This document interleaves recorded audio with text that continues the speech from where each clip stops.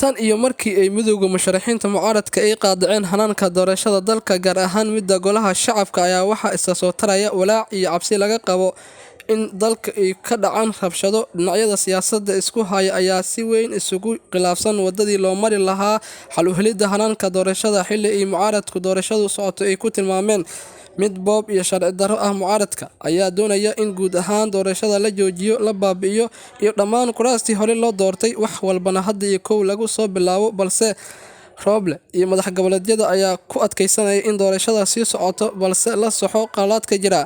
Falanqeeyaasha siyaasadda ayaa qaba in go'aanka aamusnaanta ay u qaateen madasha wada-tashi qaran oo ay ku mideysan yihiin hoggaanka dowlad goboleedyada dalka iyo ra'iisul wasaare Roble ay ugu sii dareyso xaaladda hubinti la'aanta ee ka taagan dalka.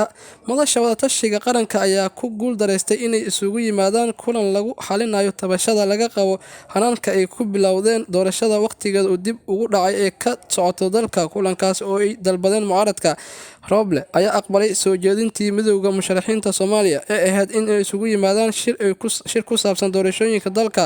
Hase yeeshee, shirka ayaa waxaa diidan xubno kale oo ka tirsan madasha wada-tashi qaran. Maxamed Muxudiin Abuukar, Maxamed Toxob, Jowhar TV, Muqdisho.